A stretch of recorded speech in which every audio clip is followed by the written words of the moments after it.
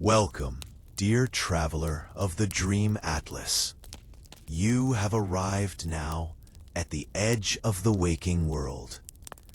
Before you lies a path woven not from dust and stone, but from whispers and wonder. It is a path that leads backward through the ages, beyond memory, beyond time itself. Let your body grow heavy now. Feel the gentle pull of the earth beneath you. It is a comforting weight, a safe anchor in the quiet sea of the night. Release the day that has passed. Let its thoughts, its worries, its triumphs, and its trials dissolve like mist in the morning sun. They are no longer your concern. Your only journey tonight is with my voice, and my voice will carry you to a land bathed in the light of a younger sun.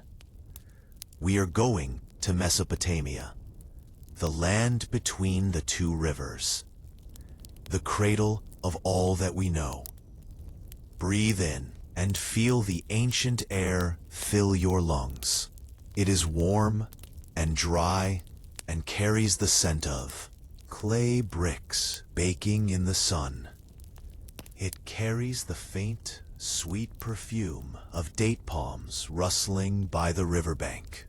Breathe out and let go of the world around you. The sounds of your room begin to fade. The feeling of your bed becomes a distant shore. You are drifting now, peacefully, safely, drifting on the currents of time. We arrive in a city of legend, a place that was old when all other histories were new. We arrive in Uruk. See the city before you, not with your eyes, but with your mind. Its walls are immense, a monument of burnt brick and human will. They rise toward the heavens, gleaming under the soft, silver light of the Mesopotamian moon. These are the walls of Uruk, and within these walls, a story waits for you. It is the story of a king who was more than a man, a king who was 2 parts God and 1 part human. His name was Gilgamesh. His story is etched in clay, a tale of power, of friendship, of loss, and of the search for life everlasting. It is a story for the soul, and it begins now. Let your mind settle. Let the final vestiges of wakefulness drift away. And let us begin our journey in the great city of Uruk. The sun in Uruk was a formidable god in itself. It rose each morning over the flat, fertile plains, casting a golden haze over the fields of barley. Its first rays would catch the highest point of the city, the top of the grand ziggurat, the temple of Anu. From there, the light would spill downwards, a cascade of liquid gold. It flowed over the tiered steps of the temple, down to the sprawling palace of the king. It illuminated the wide, processional avenues and the narrow, winding alleys. It touched the walls of the countless homes, crafted from sun-dried mud brick. It woke the merchants in the bustling bazaar, the fishermen on the river, the scribes in the temple archives, and it woke the king in his palace, Gilgamesh. Even the name itself held weight, a resonance of power. To see him was to understand the meaning of majesty. He was taller than any other man in the city. His shoulders were broad, as strong as the foundations of the walls he himself had commanded to be built. His hair was thick and dark, like the rich, fertile silt of the river. His beard was curled and oiled in the manner of kings, a sign of his divine and royal stature. And his eyes held the depth of the ages, the wisdom of the gods from whom he was descended. He was, in all ways, perfect, a creation of the gods, designed to be the shepherd of his people.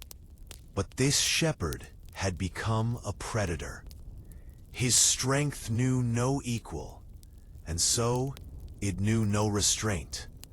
His desires knew no boundary, and so they knew no respect. In the city of Uruk, no man could best him in a contest of strength. He would challenge the city's young men to games and trials, only to exhaust and humiliate them with his effortless power. He left them feeling broken, not inspired. His gaze would fall upon any bride on her wedding day, and by royal decree, he would claim the right to be with her before her own husband. He brought shame and sorrow where there should have been celebration and joy. The people of Uruk began to fear the footsteps of their king.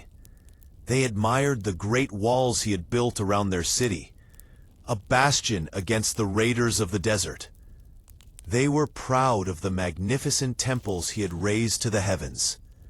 But they paid for this glory with their own peace. They paid with their own dignity.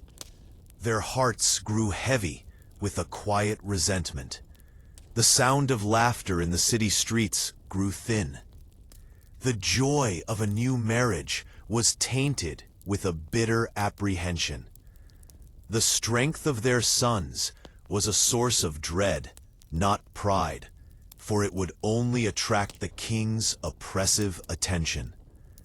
In the quiet of their homes, under the cloak of night, the people would whisper their prayers.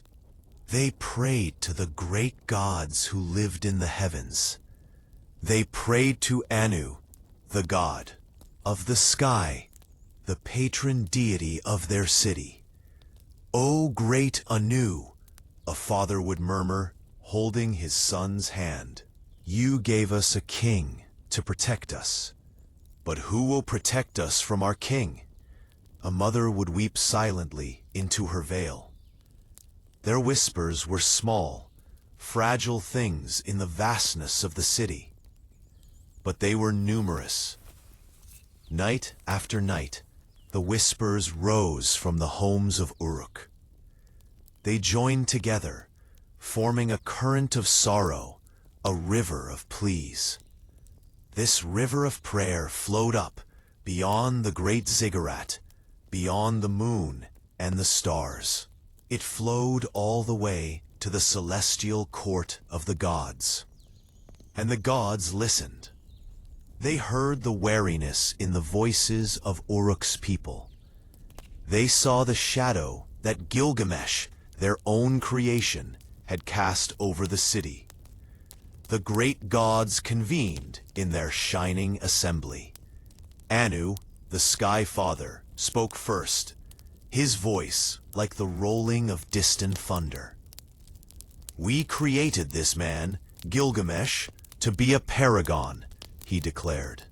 "His power was meant to be a shield for his people, not a sword against them.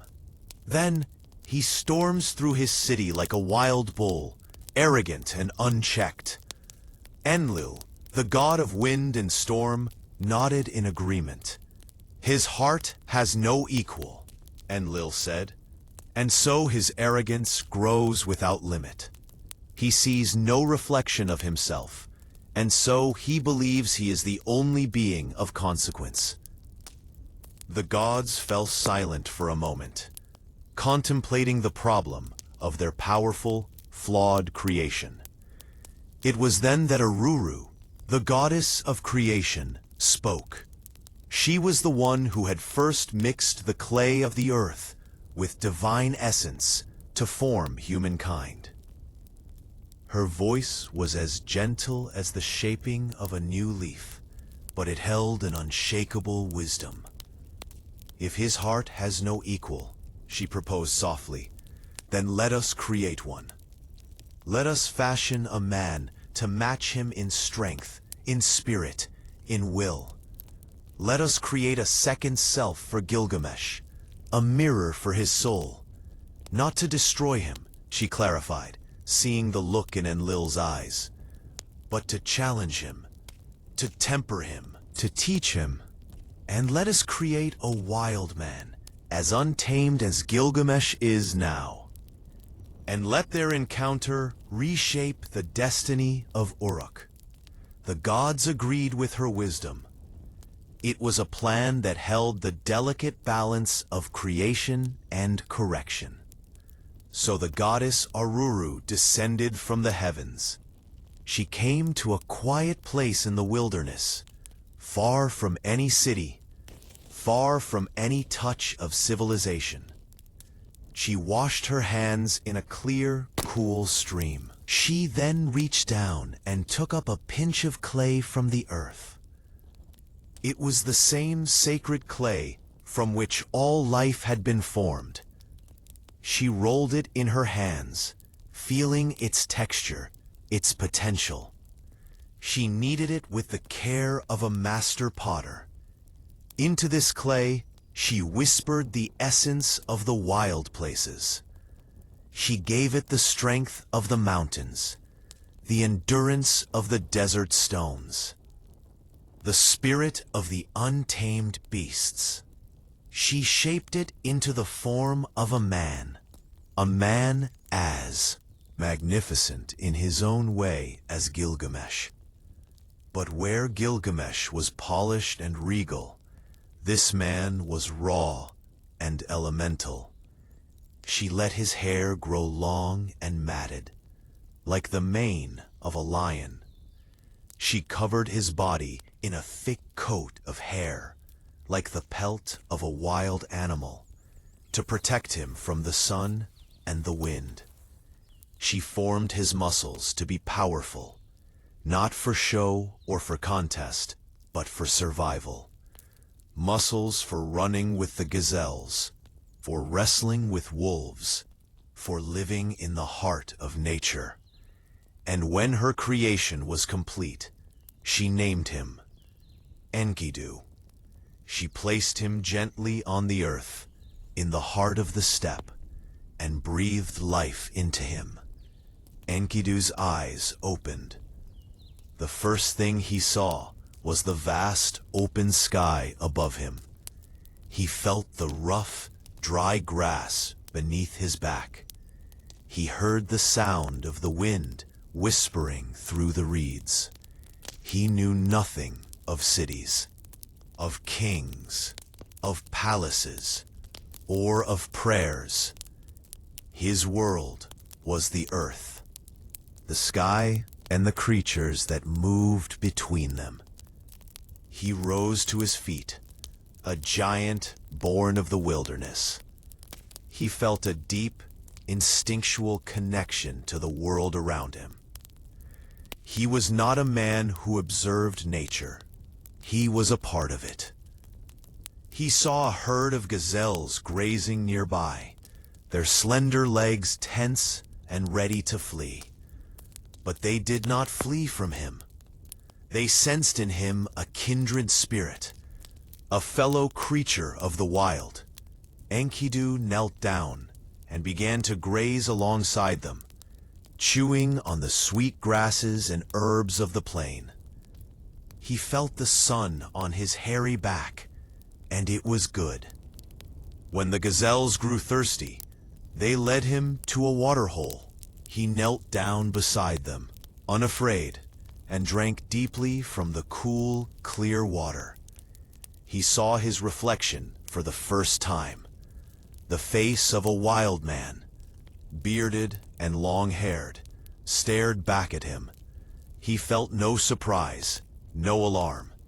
It was simply him. Days turned into nights, and nights into days. Enkidu's life found a simple, pure rhythm. He ran with the herds, his powerful legs easily keeping pace. He learned the secret paths through the hills. He learned which plants were for eating and which were for healing. He slept in caves with the wolves, their warmth and his own, keeping the night's chill at bay. He was the brother of the animals, their protector. His existence was a secret of the wilderness, unknown to the world of men. But a secret so profound cannot be kept forever. One day, a trapper, a man from the city of Uruk, came to that part of the steppe.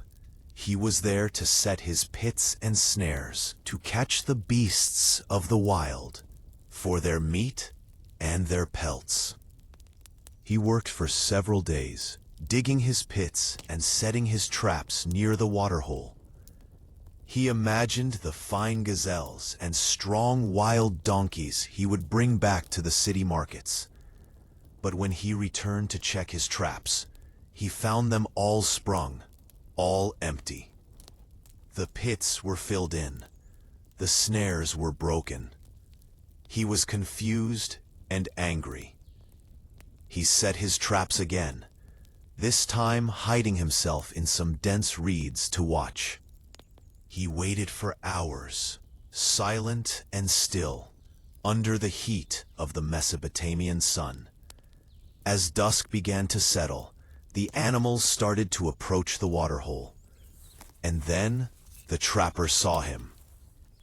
It was a creature unlike any he had ever seen. It had the form of a man, but it was larger and covered in hair.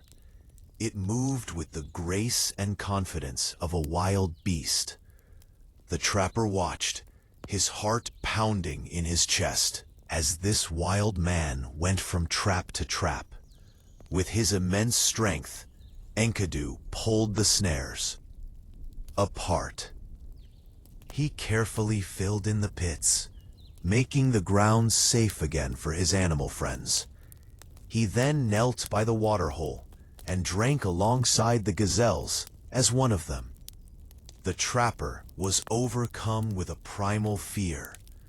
The sight of this wild man, this guardian of the animals, was terrifying. He was not a man and not a beast, but something in between, something powerful and unknown. The trapper abandoned his ruined traps and fled. He ran all the way back to his father's house, his face pale with terror. "What is it, my son?" his father asked, seeing his state. "A man, a wild man in the steppe," the trapper stammered. "He is the strongest in the land. He protects the animals. He ruins my work. I am too afraid to go near him." The trapper's father was a wise old man, and he knew the stories of his city. He knew of its powerful, arrogant king. "There is only one man stronger than this wild man," his father said, "and that is King Gilgamesh in Uruk."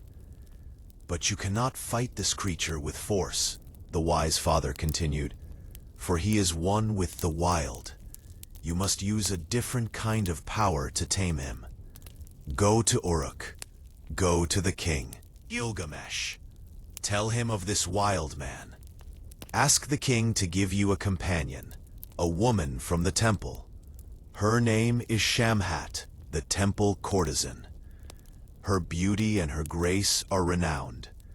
She understands the ways of civilization and the ways of the heart. Take her with you to the waterhole. When the wild man comes, let her reveal her beauty to him. When he sees her, his animal companions will sense the change in him. They will no longer know him. She will teach him the ways of humankind. She will draw him out of the wilderness. And once he is tamed, you can bring him to Uruk, where he must surely face the king. The trapper saw the wisdom in his father's words. Fighting this creature was impossible, but perhaps he could be lured. So the trapper set out on the long journey to the great city of Uruk. He walked for days across the sun-scorched plains. Finally, the immense, shining walls of the city rose up before him from the horizon. He entered through the great gates, feeling small and insignificant in the bustling, monumental city. He made his way to the palace, his heart filled with a mix of fear and determination. He sought an audience with the king. Standing before the throne of Gilgamesh was an awe-inspiring experience. The king sat, larger than life, draped in fine linen and adorned with jewels of lapis lazuli. His powerful, bored gaze fell upon the trapper. With a trembling voice, the trapper told his story. He spoke of the terrifying wild man in the steppe. He described his incredible strength, his hairy body, his kinship with the animals. He explained how the wild man was ruining his livelihood, undoing all of his work. Gilgamesh listened. His interest piqued. For the first time in a long time, he heard of a strength that could rival his own. A man who was not a citizen of Uruk, not one of his subjects. A creature of pure raw power. A flicker of excitement, of challenge, sparked in the king's heart. This was not another easy contest in the city square. This was something different. Something real. "You have done well to bring this news to me," Gilgamesh said, his voice a low rumble. "Your father's advice is wise. I will grant you your request. You shall take Shemhat, the finest of the temple's joys. Go back to the wilderness. Do as your father said. Let her show him a world he does not know. When he has been tamed, his path will lead him here to Uruk." "I wish to meet this wild man," Gilgamesh said, a slow smile spreading across his face. "I wish to see this strength for myself." And so the trapper, now accompanied by the graceful Shamhat, began the journey back. Shamhat was not afraid. She was a servant of the temple of Ishtar, the goddess of love. She understood that her role was not just one of pleasure, but one of transition. She was a bridge between the wild and the civilized, between the raw and the refined. They traveled for 3 days. They returned to the same waterhole where the trapper had first seen Enkidu. They found a place to wait, a place with a clear view, and they settled in for the long vigil. For 1 day, there was nothing. For a second day, there was only the wind and the sun and the vast, empty landscape. The trapper grew anxious, but Shamhat remained calm, her poise as serene as the still water of the pool. On the 3rd day, they saw them, a cloud of dust in the distance. The herd was coming to drink, and running among them, moving with the same fluid grace, was Enkidu. He came closer, his long, matted hair flowing behind him, his powerful body moving with an unthinking ease. He had no idea that his life, his very nature, was about to change forever. "There he is," the trapper whispered, his voice tight with fear. Shamhat looked at the wild man, and she did not feel fear. She felt a kind of wonder. She saw his purity, his untamed innocence. She knew what she had to do.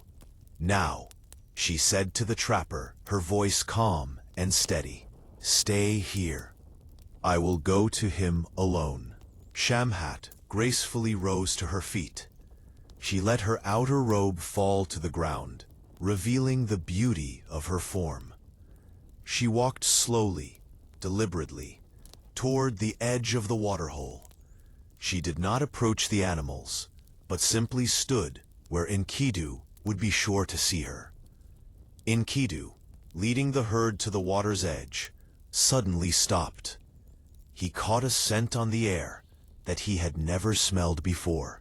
It was not the scent of earth, or grass, or animals. It was the scent of perfumed oil, of clean linen, of a human being. He lifted his head, and he saw her, Shamhat. She stood there, bathed in the soft light of the late afternoon. A vision of a world he could not comprehend. He had never seen another human being up close. He had certainly never seen a woman. He was mesmerized. He stood frozen, his wild instincts confused. This creature was not a threat to be fought. It was not prey to be hunted. It was something else entirely. Shamhat saw the confusion and wonder in his eyes. She gave him a gentle, reassuring smile. She did not speak. She did not move closer. She simply let him see her. Enkidu felt a pull, a curiosity that was stronger than any instinct he possessed. He took a slow step away from the gazelles, then another. He began to walk toward her, leaving the safety and familiarity of his herd behind. The gazelles watched him go. They stamped their feet nervously. They could smell the scent of civilization on the woman. And they could sense that their wild brother was crossing a threshold from which he could never return. Enkidu reached Shamhat. He looked at her, his eyes full of a deep, primal questioning. She reached out a gentle hand and touched his hairy arm. And in that touch, the wild world began to fall away from him. For 6 days and 7 nights, Enkidu stayed with Shamhat. In her arms, he discovered a new kind of companionship. In her voice, he heard the first echoes of human language. From her, he learned of a world beyond the steppe, a world of cities, of music, of bread, of beer, a world of kings, a world with a king named Gilgamesh. The knowledge flowed into him, changing him, reshaping him from the inside out. The raw, untamed spirit was still there, but it was now overlaid with a thin veneer of human consciousness. At the end of the 7th day, Enkidu felt a longing for his old life. He turned his attention back to his herd, to the gazelles he had protected. He rose and tried to run with them, as he had always done. But his body felt different. His knees felt stiff. His speed was gone. The intimacy with Shamhat had changed his very physical nature. The gazelles saw him coming, and this time they shied away. They ran from him, their white tails flashing in the fading light. He was no longer one of them. He tried to call to them, but the sound that came from his throat was strange, more human than animal. He was left alone on the plain, watching his old family, his old life, disappear over the horizon. A profound sadness and confusion fell over him. He was no longer a beast of the wild, but he was not yet a man of the city. He was caught in between two worlds. He turned and went back to Shamhat. He sat at her feet, his head bowed, his great strength now humbled. He looked up at her, and she could see the dawning of a new understanding in his eyes. "You are wise, Enkidu," she said to him, her voice soft and kind. You have become like a god, knowing both worlds. Period. Why would you want to roam the wilderness with beasts now? Come with me. I will take you to Uruk. I will take you to the city of high walls, the home of Gilgamesh, the king who is destined to be your friend, your equal. Enkidu listened to her words. The name Gilgamesh resonated within him. He felt a strange sense of purpose stirring in his soul. His time in the wild was over. A new path was opening before him. A path that led directly to the heart of civilization. A path that led to a confrontation and a friendship that would be remembered for all time.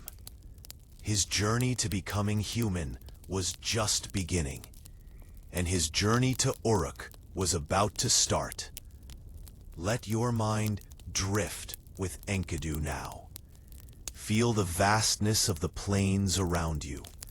Feel the gentle breeze that signals the coming of night.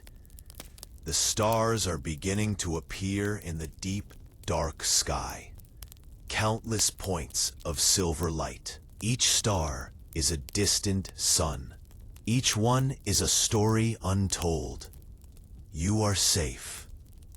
Here under the canopy of the ancient night, let the story rest for a moment. Allow yourself to sink deeper, deeper into relaxation, deeper into peace, deeper into the quiet sanctuary of your own sleep. The decision was made, not with a word, but with a look. A look of acceptance that passed from Enkidu to Shamhat. The wilderness was now behind him, a memory already fading like a dream upon waking. His new world was this woman, her scent, her softness, her voice, and the promise of a city, a king, a destiny he was just beginning to feel. Shamhat took a piece of her own clothing, a soft linen shawl. She draped it over one of Enkidu's broad, hairy shoulders. The fabric was a strange weight against his skin, so different from the familiar touch of wind or rain. It was the first garment he had ever worn, the first gentle cage of civilization. He did not resist. He stood like a mountain, patient and still, as she began to lead him away from the waterhole. She led him not toward the gleaming walls of Uruk, not yet. That was a world for which he was not yet prepared. Instead, she guided him toward a small encampment she knew of nearby, a camp of simple shepherds. It was a place between the worlds, between the untamed wild and the structured city. A perfect place for Enkidu to learn. Their journey was slow, measured. Enkidu's powerful legs, once used to running with gazelles, now learned a new pace. A walking pace. A human pace. He observed everything with wide, curious eyes. He saw the way Shamhat's feet made soft prints in the dust. He noticed the deliberate way she moved, so different from the instinctual motion of animals. As they walked, she spoke to him. Her voice was a constant soothing murmur against the silence of the plains. She told him of the food that men eat. She spoke of bread, baked from the golden grains of barley, a food that required sowing and reaping and grinding and fire. A food that held the work of many hands. He could not understand all her words, but he understood her tone. He was like a child, learning the shape of the world through a mother's gentle song. After a time, the smell of wood smoke reached them on the breeze. He saw the low, dark tents of the shepherds, clustered together like a resting herd. He heard a new sound, the sound of human voices, talking and laughing. The shepherds saw them approach, and they fell silent. They stared at the giant, hairy man being led by the graceful temple courtesan. They were afraid, their hands moving instinctively to the crooks and staffs they carried. But Shamhat raised a hand in a gesture of peace. "He is a friend," she called out, her voice clear and calm. She explained nothing more. She simply led Enkidu into the center of the camp and had him sit upon the ground. The shepherds kept their distance, watching with a mixture of fear and awe. One of the shepherds, braver than the rest, brought out a flat, round loaf of bread. He placed it on a clean cloth before Enkidu. Enkidu looked at the strange, flat object. He did not know what it was. He sniffed at it, as an animal would. It smelled of fire and grain, and something else, something human. Shamhat took a piece of the bread. She broke it, and the sound was crisp and satisfying. She ate a small piece herself to show him it was safe. Then she held a piece to his lips. Hesitantly, Enkidu opened his mouth. He took the bread. He chewed it slowly. His entire being was focused on this new sensation. The texture, rough and soft at the same time. The taste, wholesome and nourishing. So different from the raw herbs and grasses of the steppe. It was the taste of the earth, but transformed by human hands. A look of profound surprise came over his face. He had lived his whole life, but he had never truly tasted food until this moment. He quickly ate the rest of the piece. He then reached for the loaf, and with great delight began to eat it all. The shepherds watched, their fear beginning to melt away, replaced by a simple, shared humanity. To see a man enjoy his first taste of bread is to see the world made new. Next, they brought him beer. It was in a simple clay jug, the drink of the common people, the gift of the goddess of grain. They poured some into a shallow bowl. Enkidu looked at the foaming, golden liquid. He had only ever drunk water from streams and pools. Again, he looked to Shamhat for guidance.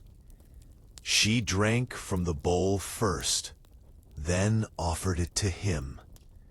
He put the bowl to his lips and drank deeply. The strong, bitter, intoxicating taste was a shock. It was nothing like water. It was alive, a fizzing, powerful spirit in liquid form. He coughed and sputtered, shaking his head. The shepherds laughed, a warm, friendly sound. He tried again, this time drinking more slowly. He began to feel a warmth spread through his body. A lightness entered his mind.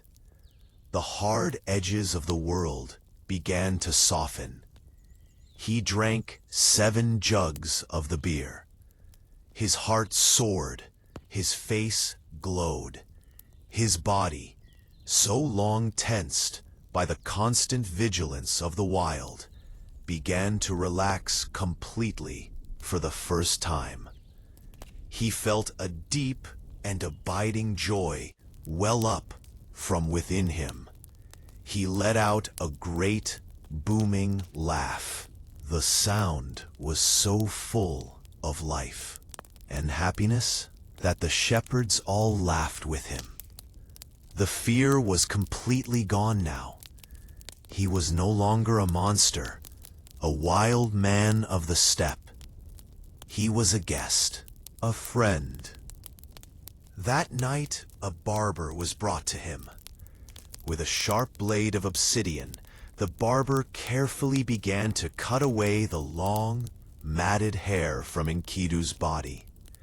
Swath after swath of the thick, animal-like pelt fell away to the ground. It was like shearing a great, powerful sheep. Then the barber trimmed his long, wild hair. He shaped his tangled beard. The shepherds brought fine, fragrant oils. They anointed his body, rubbing the soothing oil into his skin, which had never known such a gentle touch. He was washed, cleansed of the dust and grime of the wilderness. And finally, they gave him clothes, a simple woven tunic, like the ones they all wore. He stood before them, transformed. He was still immense. His muscles still held the power of the wild. But he now looked like a man, a nobleman, a hero. He looked in his reflection in a vessel of still water, and for the first time, he recognized the man looking back. The shepherds gave him a weapon, a sword to carry at his side. He felt its weight, its balance. He had never needed a weapon before. His own strength had been enough. Now he was armed like a human. He became their night watchman. While the shepherds slept in their tents, Enkidu stood guard under the stars. His senses, honed by a lifetime in the wild, were sharper than any other man's. He could hear the faint pad of a wolf's paw in the distance. He could smell a lion on the night air long before it was a threat. He protected the shepherds and their flocks.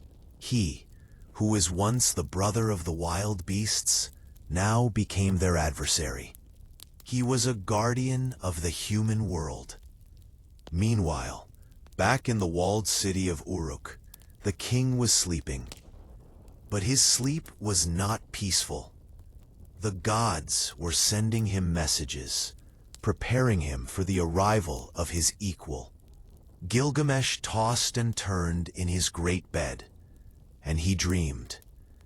In his first dream, he was standing in the streets of Uruk, surrounded by his people.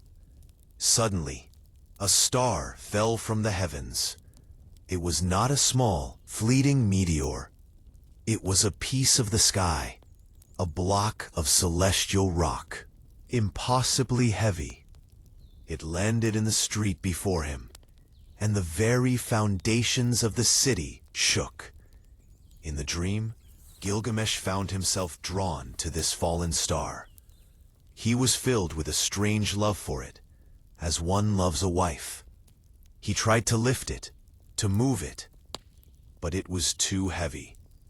Its weight was immense, a power that even he, Gilgamesh, could not overcome. The people of Uruk gathered around to watch him struggle. The elders, the wise men, they all looked on. Finally, he gave up trying to lift it alone. He simply knelt before it and embraced it. He woke from the dream with a start, his heart pounding. The feeling of that immense weight, that immovable power, was still with him.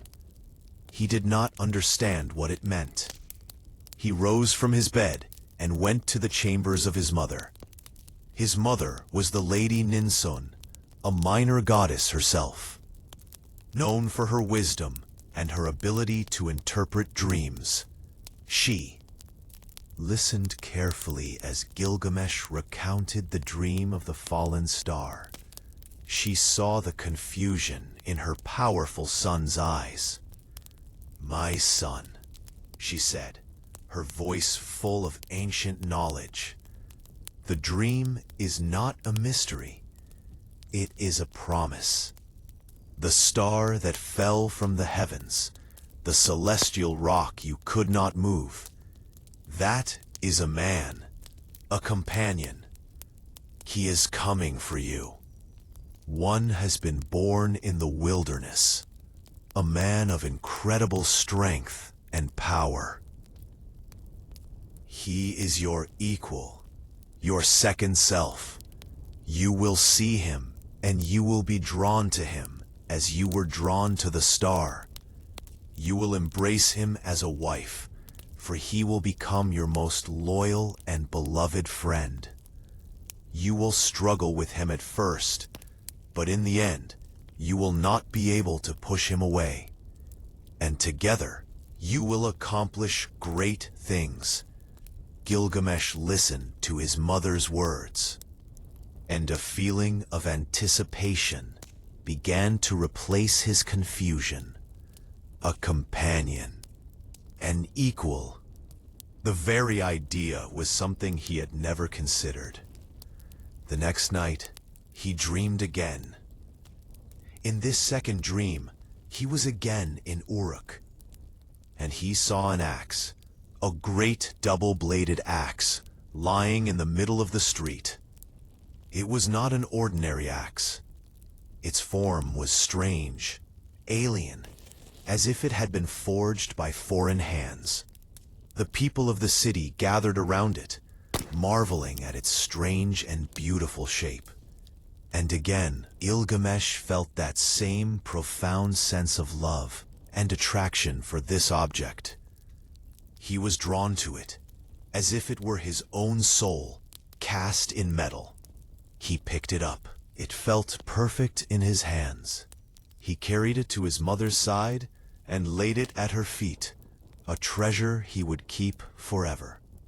He woke, and once again, he went to his mother. He told her of the dream of the axe. Ninsun smiled gently at her son. "Again, my son, the message is clear," she said. "The axe, with its strange and powerful form, is the man I told you of. He is the companion who is coming for you. He is your brother, your protector, your friend.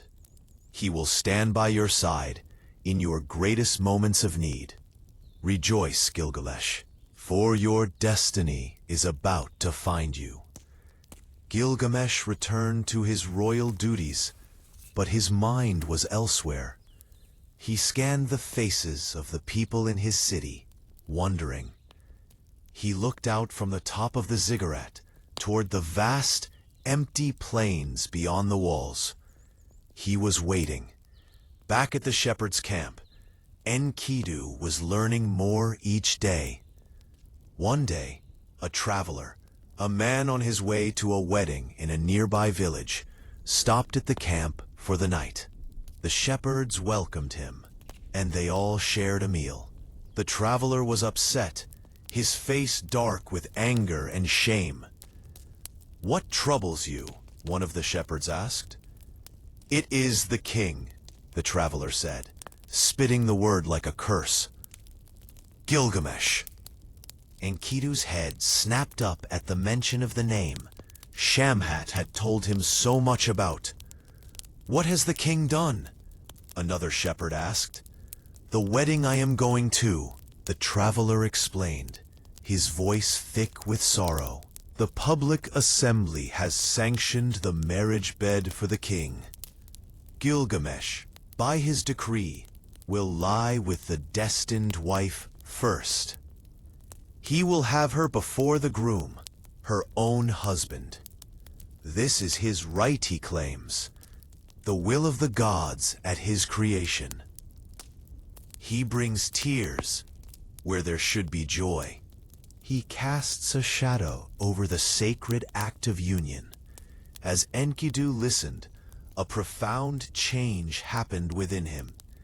He, who had known only the simple laws of nature, was now hearing of the complex injustices of men. He, who had just begun to understand companionship and joy, was now hearing of how a king could steal it from his own people. His face, which had been open and happy since he drank the beer, now grew pale. A deep primal rage began to burn within him. It was not the blind rage of a wild beast. It was a focused, righteous anger. The anger of a protector. He had protected the animals from the trapper. He had protected the shepherds from the wolves. And now he felt an overwhelming urge to protect these unknown people from this tyrannical king. He had found his purpose. He now understood why he had been drawn from the wild. It was not just to meet Gilgamesh. It was to stop him. He stood up, his immense form casting a long shadow in the firelight. He looked at Shamat, his eyes blazing with a new fire. "Take me to Uruk," he said, and his voice was no longer that of a curious child, but of a determined hero. "I will go to the city. I will challenge this king. I will stand in the doorway of the wedding house, and I will not let him pass. I will show him a strength that he has never known. The destiny of Uruk is about to be changed." And so his education was complete. The final stage of his journey was about to begin. The road to Uruk lay before him. And at the end of that road, a king, a friend, a rival, an equal was waiting. Let your own journey continue now, down the quiet road of slumber. Each breath is a footstep, taking you deeper into rest. There is no need to challenge anything. There is no need to fight. Simply let go. Allow the story to carry you. Let the gentle rhythm of my voice be the only guide you need. The walls of Uruk are still distant. There is plenty of time to rest, plenty of time to sleep. Pra.